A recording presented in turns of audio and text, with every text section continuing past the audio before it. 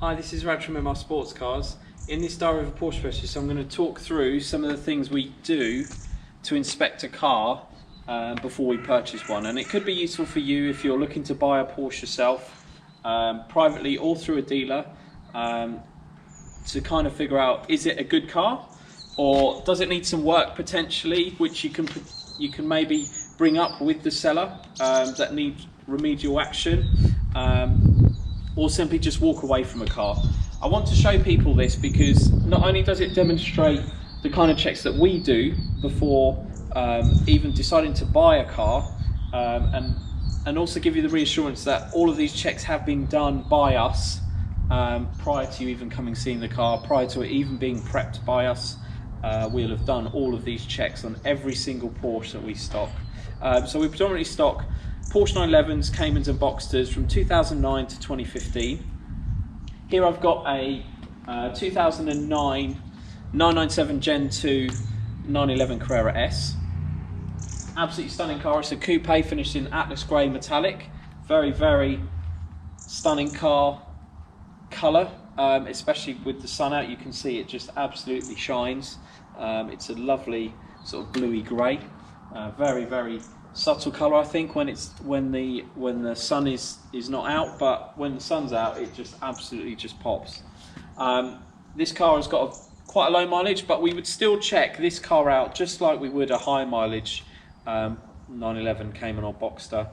On this video, I'm going to talk specifically about checking a 997 Gen 2 911, but a lot of the tips are going to be relevant to the Caymans and Boxsters as well as newer 911s and older 911s. I will be doing specific videos for each model that I specialise in, so that's the 997 Gen 2 911s, the 987 Gen 2 Caymans and Boxsters, the 981 Cayman and Boxsters, and the 991 911s as well. But first of all, the first thing I do is look at every panel, and it's great when you've got the sun out, because then you can really see, is the colour match really good across all panels. Now this car is 2009, it's obviously 2022, this is 13 years old now. You are going to have to unfortunately expect that some panels have been painted, and that could be anything from the whole front end, which actually Porsche main dealers do. So if this car was sold at 3 or 6 years old, it had a few too many stone chips on it, which is inevitable in the UK. You do get stone chips on the fronts of cars because our roads are not great. By matter of course, they will typically respray the whole front end. Not because of accident damage, literally just to cover up the stone chips in the original paintwork. Some other dealers are more pragmatic by just gently touching up the tiny little stone chips. But then another thing that could have occurred in the past, regardless of accident history, is you've parked it up somewhere, either on a parallel parked street, a residential street, or in a supermarket, and someone scrapes the bumper, front or back or both, and then the car has needed to be the bumper to come off, the bumper to be resprayed. Or a slightly cheaper option for some people is something like chips away, where they basically do a smart repair just on the area affected, and you can actually tell if you use torches, and if you have the right eye for knowing what that looks like, you can see it very quickly where a car has been smart repaired with all the panels in situ, nothing's been taken off the car, it's just literally repaired the aesthetic damage at that point. Now, so the first thing I do is actually just look over the car, just from sort of like a holistic view. So looking at the car, does everything look in place? Is anything missing? Does any panel look a different shade of colour to the rest? And if it does, look at it more carefully in terms of how has it been painted? Has it been repainted? Because obviously you've got different materials here. So you've got aluminium bonnets, you've got plastic polyurethane bumpers front and back, you've got some steel panels as well. So paint unfortunately does look different on different materials underneath them, and also that becomes more apparent when something's repaired. The paint repair shop might actually be very good at matching the paint specific to how it came out of the factory, but when it's applied to a plastic bumper, it will come out slightly different to if they sprayed the wing. Some body shops are very good at sort of tweaking the paint shade so that they know it will match the rest of the car, or they'll do what's called blending, so they'll blend between panels. So you can look for all of that evidence just by spending 5 to 10 minutes just looking over the whole car in terms of its paintwork. Then start looking more at the wheels, tyres and things, and I'll go through all of these checks now. So as I said, first of all is I check, does the paint have a good match? The whole car, are each panel has got a consistent paint finish, or are there areas that are shinier than others? Are there duller areas? Now it's quite hard to see on a video, but you'll see much more obviously in person. Look for any obvious scrapes or things on the corners which are likely to be caused by the car being parked up and someone sort of scraping it as they pull out of a space. Look for dents in the doors and the panels, parking dents, so that's where someone opens a door onto it. It will more than likely mark the lacquer, which can potentially be polished out, but it could potentially dent the you will have little dimples in the metalwork as a result as well.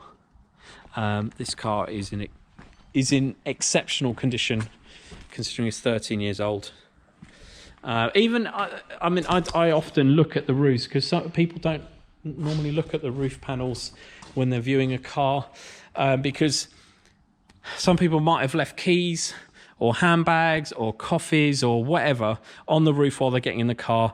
They then pick it up and it scrapes across. So check the roof panel as well. Check the windscreen for any chips. It will likely to have had chips in the past.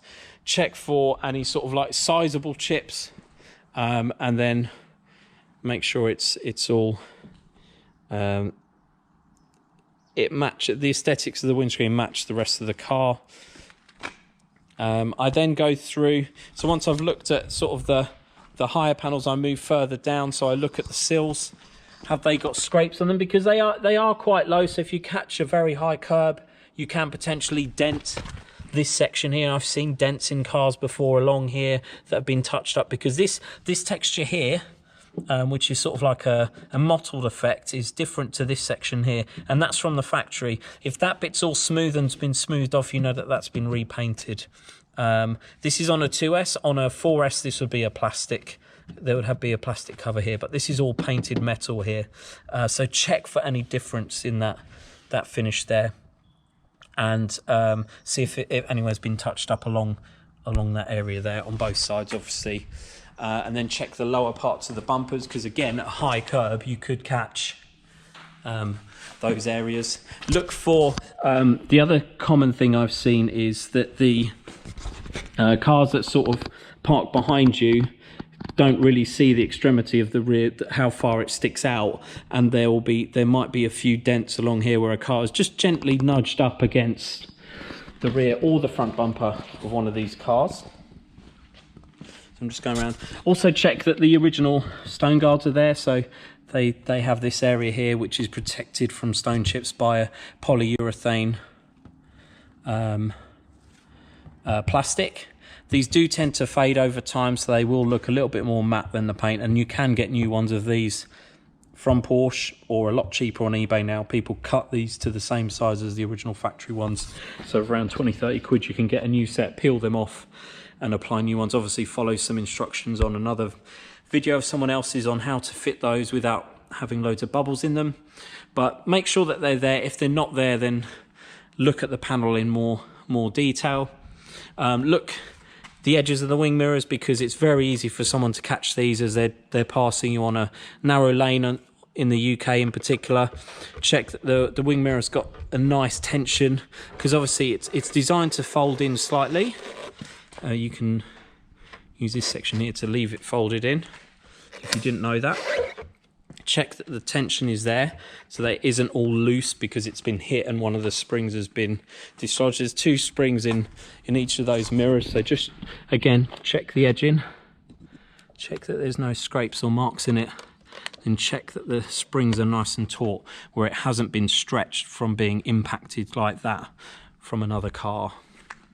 I mean, I could talk for hours on how to inspect these cars, but I'm just going to cover the main points. As I said, with the windscreen, same with the side windows, check there's no scratching on them. I've seen one car where the wing mirror has been hit and there was scratching all here, basically where the wing mirror actually sort of came off the car, I believe, or was at least hanging off. But it first of all had a big impact with with this side window. So check the windows very carefully. Rear screen as well, check that there's no damage on that from something being dropped on it. So that's what I do bodywork wise. I don't normally do a paint depth gauge, but I do check for swirls, for scrapes, for chips, and allow accordingly if those need to be rectified at a body shop. Because everything can be rectified. It's not like the car, you should just walk away from any car that's had paintwork or poor paintwork, because you can actually do a great job afterwards as well yourself, obviously through your own trusted suppliers. It's just allowing for that in what you're prepared to spend for a car at the original outset. Now the next thing I look at in detail is headlights. Headlights, side lights and rear lights, because these are very costly items to replace. From memory, these are £900 to £1,000 each. Doesn't really matter what model. Sometimes they're as high as £1,400 each if they're PDLS lights on a newer car.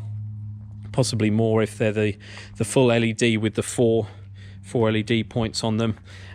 Check the side lights again, because if someone scraped here, they've repaired this, but they may not have replaced or repaired this. If it has scrapes across here or cracks, I've seen that before.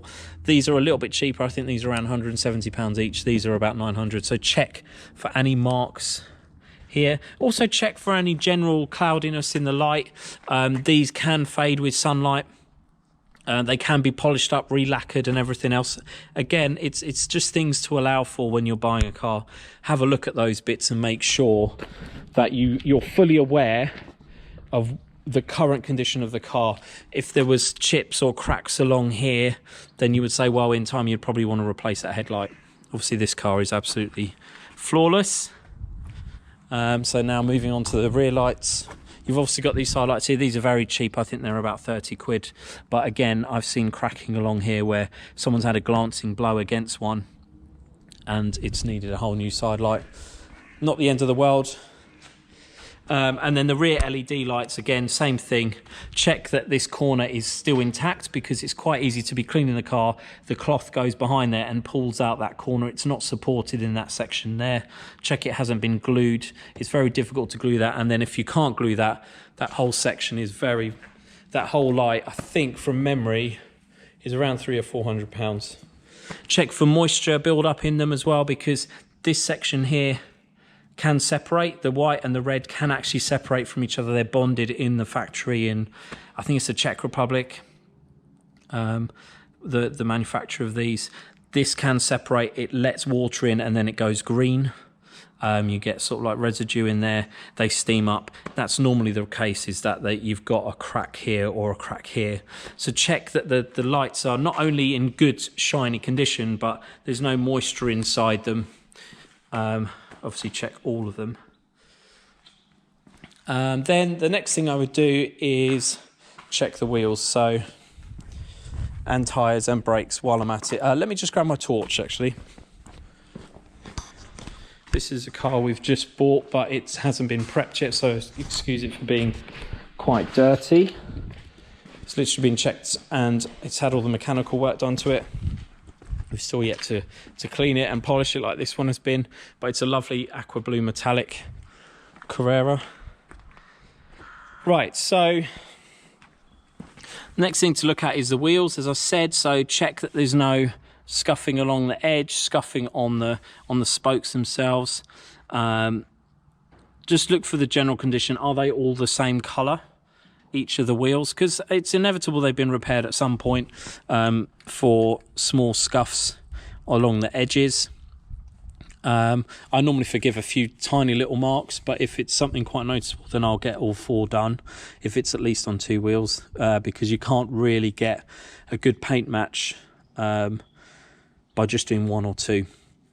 Then I look at the brake calipers. Have they got lots of chipping? Are they peeling or anything? Are they original looking? Do they still have the Porsche logo and everything on them? Then I look at the brake discs, look for the wear marks, check that they're still visible. So there's these outer dimples as well as the holes. Check that they're still visible so that they're not at their minimum metal depth. And then you can also, using a torch, check the pads as well. Check that they're not at their minimum depth either. And then with the torch again, in the wheel arches, you can check for moisture build-up from misting of the oil, from the dampers. You can check the top bump stops there, you can check the springs, and then through here, I don't know if you can see that, let me shine a torch on exactly what I'm talking about. So in this area here, you've got coolant crossover pipes. Check that those unions there are not all crusted up with coolant, because they will need replacing at some stage as that crusting gets worse. It's a reaction between the steel ends and the aluminium clamps, or vice versa. It causes them to naturally degrade and react with each other over time, causing them to stop making a great seal. So they'll need replacing at some stage if they're looking a bit crusty. These look absolutely fine, obviously, because this has all been checked over. And then just generally check, is there any sort of excessive chipping on this area here, where that inevitably the wheel throws up some stones and chips along there. That area typically does get the worst wear on the body, from my experience. And then check the tyres. So check that they are premium tyres, that they ideally match across all 4 wheels, that they're the same ages. You can check the age. Let me just turn my torch off. You can check the age on most tyres because they have a DOT, and then they have a 4-digit number, sort of a few along. This is week 41 2021, so they're quite recent, obviously it being 2022. They were fitted in the end of 2021, so they're not old at all. Then obviously check the treads themselves. So check the 3, typically the 3 tread lines. Check that they should have wear bars, and check that they're well over that. I have got a tyre depth gauge which I use as well. And then check obviously that they're good, so Michelin, Pilot Sport, and then that they have a Porsche rating. So Porsche ratings go from N0 to N4, I believe. There might be new ratings now, but that's what I look for, is are they Porsche N rated, ideally all round, all the same N number as well. So if they're N1s at the front, that the N1s at the back, or if they're N2s, then N2s at the back as well. So then going back to this wheel,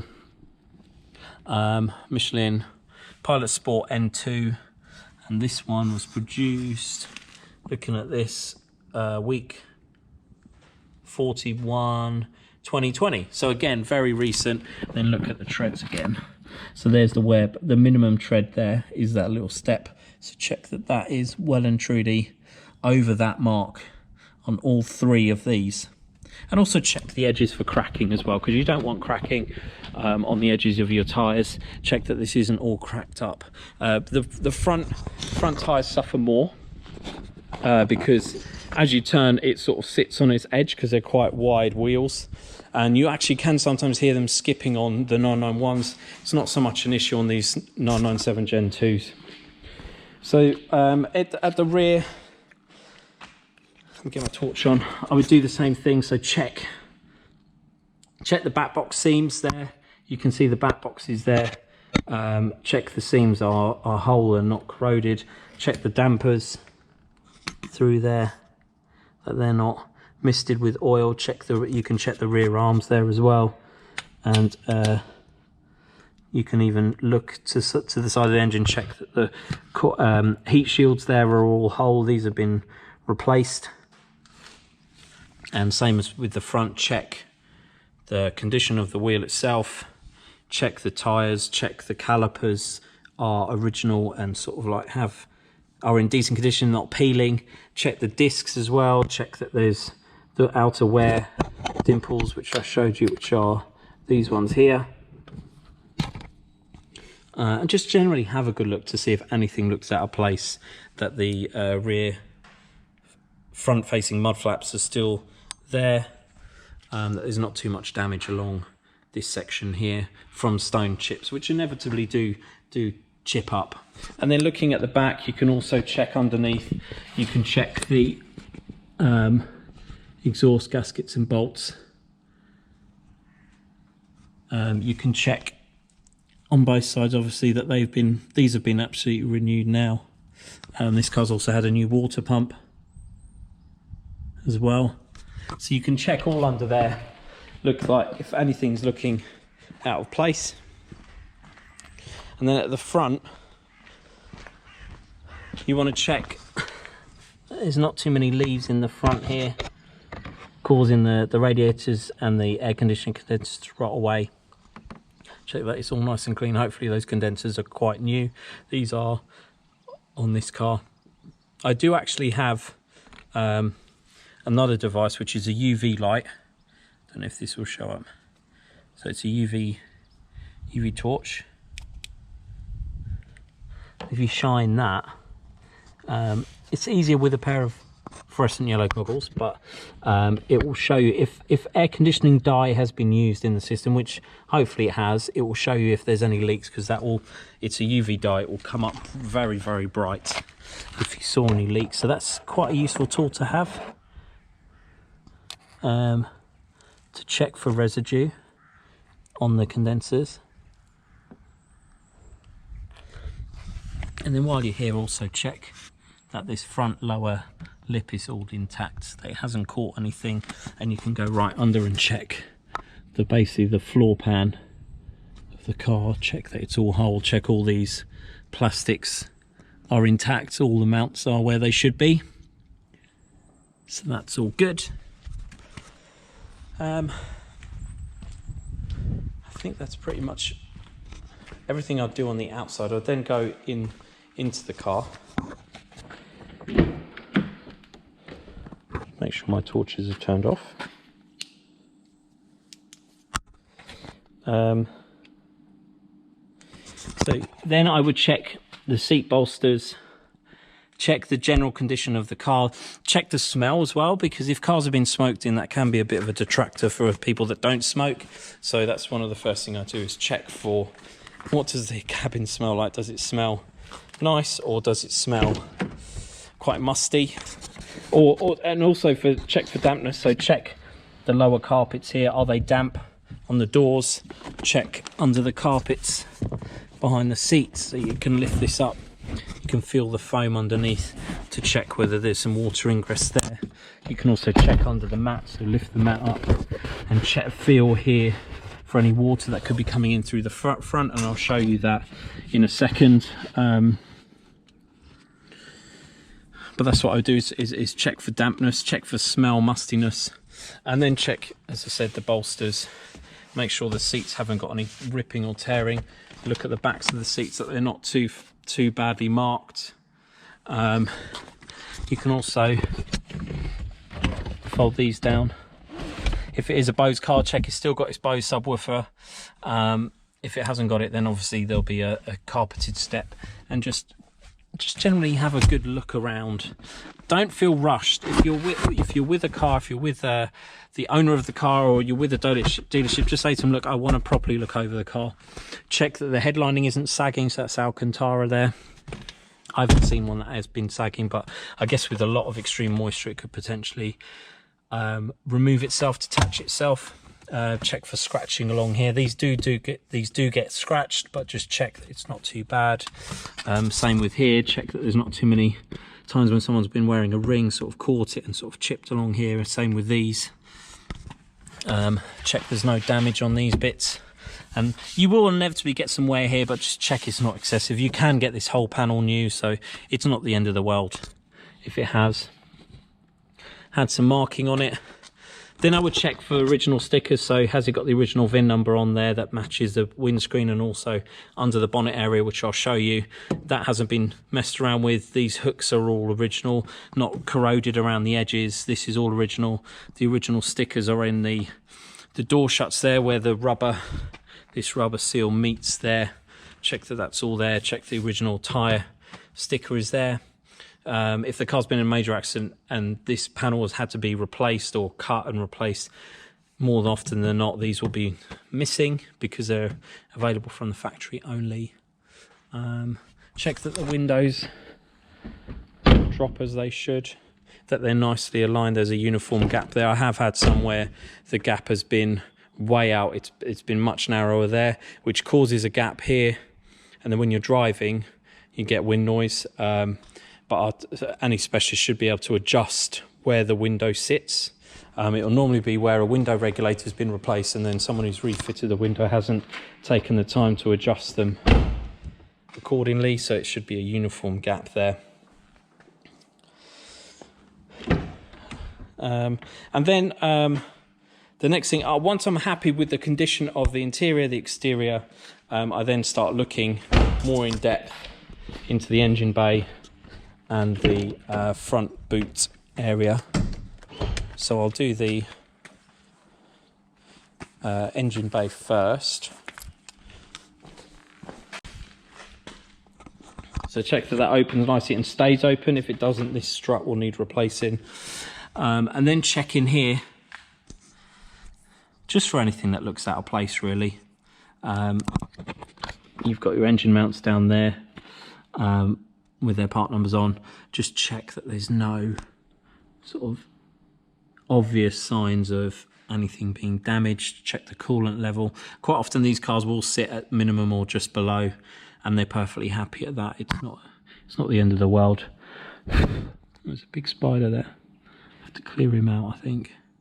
I think he might be dead. Anyway, yeah, check that the overall condition of this area is all nice and clean and undamaged, unaltered. Check for any damage around these screws where the bumper's been removed, and obviously check around here if the side wing panels have been replaced at some point. You can check all those seams. Check the hook here. Just have a good look round. And while I'm there, I'll also check if the rear spoiler works as it should.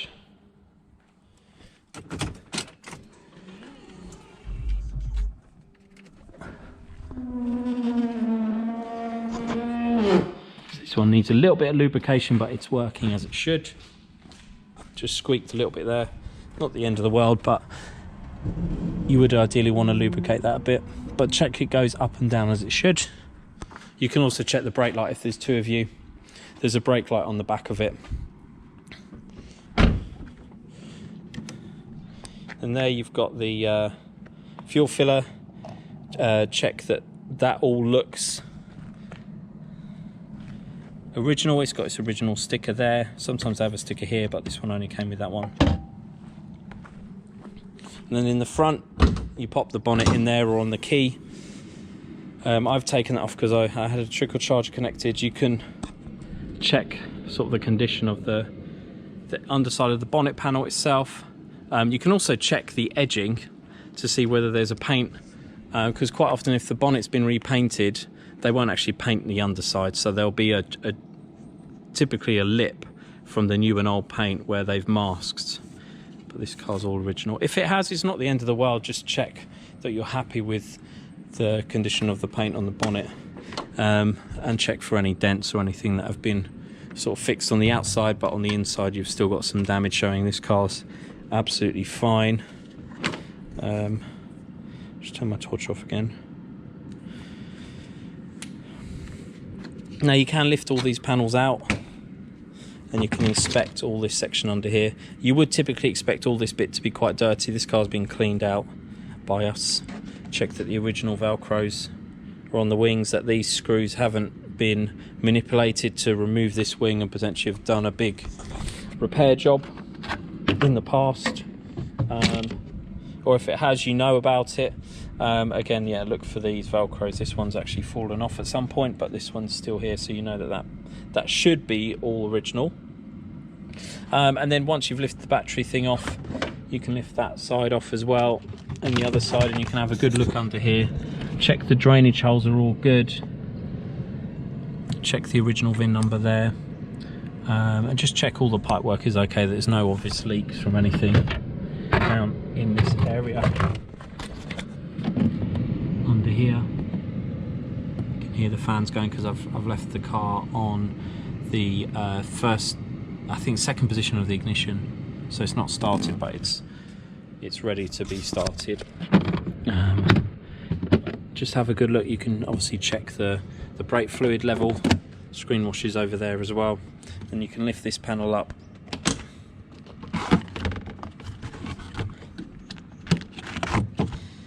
apologies that this is such a long video, but it really does, it is worth spending a long time checking these cars out properly. So then what I do is also check that there's the crash structure here, so that beam hasn't got any distortion, or it hasn't been repaired in any way, bent back out, and also all of this metal section here is still the shape it was from the factory. Nothing's been moved on there. Check that the front bumper is correctly mounted within the wings there. The bumper will, more than I would say on every single car, have been removed at some point to repair the front air conditioning condensers as a minimum, so don't be worried if it looks as though that's been removed and refitted. That's very common on 911s, Caymans and Boxsters, because they all have the same air conditioning system with the condensers at the front there. Yeah, so just have a good look around there, make sure nothing looks out of place, and let me put all this stuff back quickly.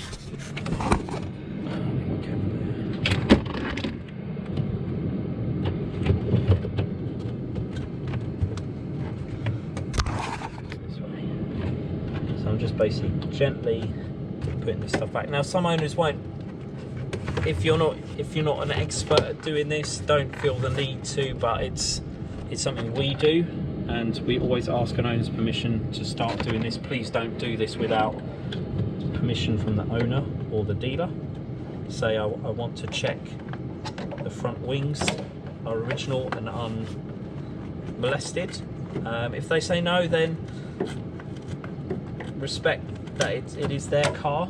I've never had an owner say no, you can't check this area, but owners have said please be careful, don't scratch anything with the plastics or don't break any of the plastics, and obviously it is your risk if you break something because you do something in the wrong way. I'm just showing you what we would do. We've done many hundreds of these now, so it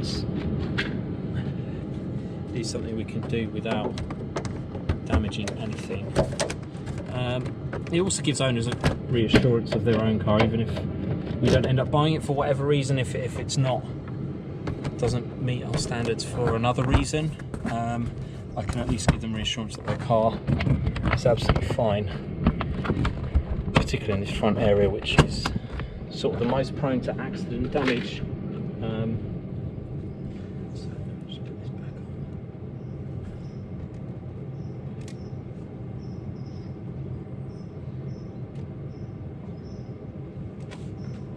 And then also, depending on which model you've got, the tools are in this lower area and the 4S are at the bottom there under a shelf in this model there.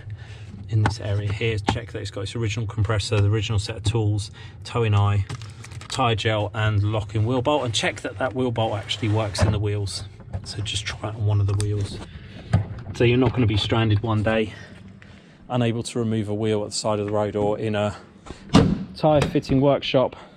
The other things are, check that the badge has got its original seal around it. There's no obvious marking or damage on that. Again, you can even buy those as well. So once I've fully checked over a car, I tend to take it for a drive. Now, most owners will let me drive the car because I can put it on trade plates. It's under my insurance, but some private owners don't like that, and I don't have an issue with people not letting me drive their cars before I bought them. So I normally just sit in the passenger seat while they drive the car. I get them to try it in the different modes, get it through all the gears, listen for knocks in the suspension over bumps in the road, get them to brake, not excessively, but just so you can hear, is there any sort of brake squeal and stuff, which is absolutely fine if there is brake squeal, but that there's nothing sort of scraping like metal on metal. Check also that the car is braking, it feels like it's braking in a straight line. Even from the passenger seat you can sort of tell, is it sort of stable under braking. Check for any unusual sounds from the engine while it's being driven, any squeaks from the belt when it's started up. Ideally you want to hear a car start from cold so you can see if there's any excessive smoke from one side or both sides. Again, it could be something very simple that needs repairing, but it's worth knowing that before you buy the car. Check all the electronics, I mean everything. So check the CD, take a CD with you, check the CD player works, check the air conditioning works while the car's running. It has to be sort of being driven ideally, and then you put it onto low temperature and see the air conditioning should essentially be 4 or 5 degrees Celsius. So it should feel like opening a fridge, not sort of like semi-cold. Quite often these cars do have air conditioning issues when they're being sold, so just be aware that if it does not have cold air conditioning, you might have to spend £500 or £600 just fixing that, but it should be fixable. And yeah, as I said, just drive it, check all the electronics, windows, mirrors, memory seats if it has them, heated seats. Just spend your time going through and just verifying that all the items on the car work as they should, and if they don't, allow for them to be repaired. So have a specialist on call potentially that you can maybe go away, have a chat to, and say, well, I noticed that the windows don't drop on the left side. How much would that be to repair that? The wing mirror has got, the springs aren't fully tensioned. How much would it be to adjust that?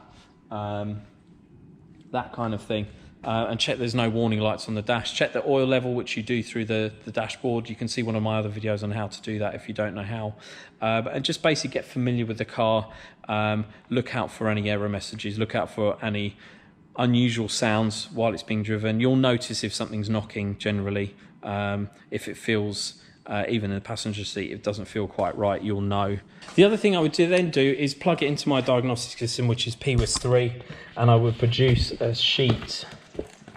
Well, first of all, analyze what it says, but I'll produce a sheet which shows me the over revs based on the output from this computer, the engine hours. I'll check that with the mileage, and then check whether that's a reasonable figure, and also query with the laptop what the car electronically thinks the VIN is, the engine number is, the colour, the options, to make sure that the car that is in front of me matches what it should be as it left the factory. If things have been added, it can be the case. Sports exhausts have been added, sport design steering wheels have been added, even sport seats have been added. And wheels have been changed. You can obviously see what items were fitted from the factory, and then you can compare it to what's actually on the car. And provided you're happy with the changes that have been made, like a sports exhaust is perfectly fine. Obviously, someone wants more sound on their car, they're going to have it fitted either by Porsche or Porsche Specialist. If they wanted the sport design steering wheel with the PDK shifters, the larger shifters, that's perfectly reasonable. Even if the car doesn't come with the original steering wheel, that's not really seen as a problem. But it just gives you peace of mind that we know every car, and you can't unfortunately buy this very easily. Well, you can't really buy it at all unless you're a Porsche dealer. So it's just one of the things we do is check all the cars electronically. Then we obviously go through and check all the paperwork, check that the service book is fully stamped, check the invoices that come with the car, and basically put together a full history breakdown of the car so that and check the MOT history, check for any advisories and that kind of thing. Just check everything that you can for mileages, what work's been done, who's owned the car, that everything makes sense so that mileages don't go up and down along the way, which is very unlikely, but it's still worth checking the MOTs to see, has it gone up? Has it been MOT'd every year? If it hasn't, was it in storage? And it just gives you more data to basically ask more questions. So say if there was 2 years where it wasn't MOT'd, you can then ask the owner during that period, do you know whether it was in storage or not? If it was, that's fine. If they're not sure, well, you can then still make an assessment on whether you want to buy the car or not. You can also look at where it's been in the country, and that might have an impact on potentially the condition. If it's been a central London parked car, then it will typically have more bodywork damage if it's been parked on the street.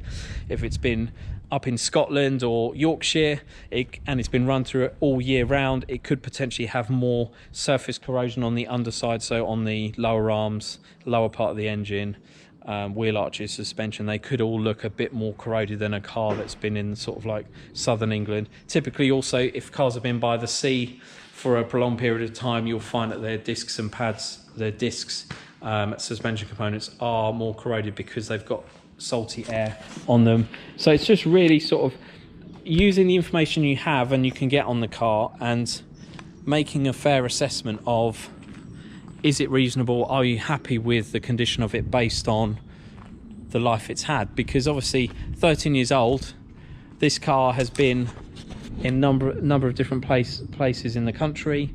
It's had a number of different owners. Some might have garaged it, some might have left it on the driveway, some might have parked it on the street. So it will have a different story, and it's being able to assess, is that story reasonable for you? Are you happy with its condition? Are you happy with the life it's had?